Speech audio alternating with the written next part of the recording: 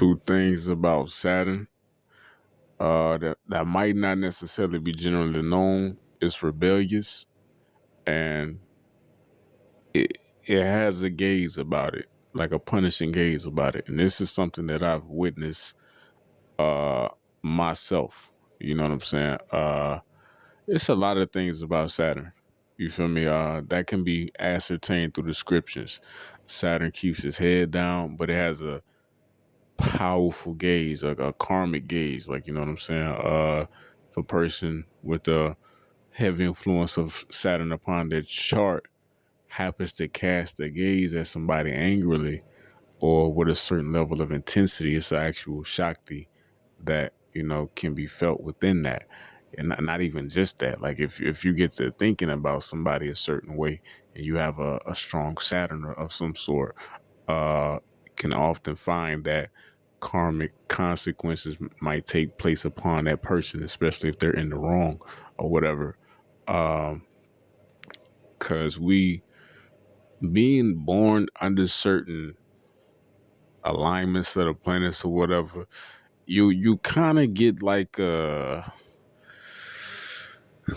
Devata. You know what I'm saying? You actually do. You feel me? In relation to the planet, in relation to a god that might, exist outside of the astrological planetary force or whatnot, right? But back to the Saturn shit. No, I'm jumping all over the place and shit. So yeah, Saturn's rebellious. It has a special gaze about it. That's kind of like a Punisher's gaze, you know. Saturnian people, these are definitely the people that you don't just want to wrong or just feel like you can do anything amongst or whatnot. What else? And when it comes to the rebellion aspect, they often Saturnian people, deeply Saturnian people, will often find themselves in environments or associating with beings of demoniac nature. You know what I'm saying? Even though Saturn itself has a strong dharma about itself, right? It has a strong sense of righteousness. It has a strong sense of the way, truth, all of that and whatnot.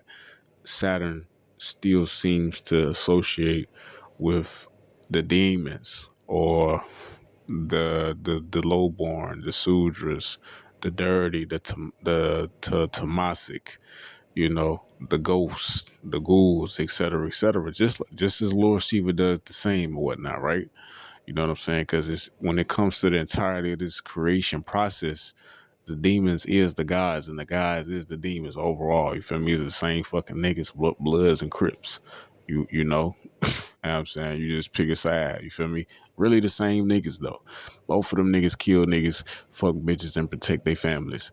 You know what I'm saying? And all the extra shit. So Saturn just happens to, for some reason, associate with those of a more demoniac nature, or can go through demoniac experiences, for lack of better word.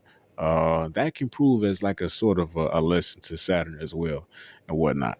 But going to the rejection aspect, even when Ravana arranged the planets, like he forcefully arranged the planets, or told the planets to arrange themselves in the 11th house upon the birth of his son, so that it can give his son, you feel me, invincibility, or you know what I'm saying, extreme amounts of strength and warfare or whatnot, right? But Saturn defied the command of Ravana and moved himself to the 12th position or whatever. Ravana kidnapped the nigga. I think he had the nigga dangling upside down for however many years or whatever the fuck. You know what I'm saying? I think he bruised Saturn, lashed out on Saturn as well and whatnot. But nonetheless, Saturn, strong Saturn, heavy Saturn, Saturnian individuals, they have the gumption. They just have it in them to be rebellious, to say, fuck the rules, fuck the code, especially if it's not aligned with what's really dharma, what's really respect, what's really righteous. You know what I'm saying? Like if it's something that's coming from a king who's just arrogant, who just wants some shit to happen because he wants it to happen, Saturn won't follow it. Saturn won't abide by it. Saturn will stand up against injustice, regardless of who it comes from. While most people would just, you know, accept whatever policy, whatever, you know what I'm saying, law that the king is laying down or whatever, right? Or that the governor or the supervisor or the whoever is laying down, right? So yeah, Saturn is it's really rebellious. It is of a demoniac nature. It has a special gaze about it, and you don't want to piss these people off wrongfully.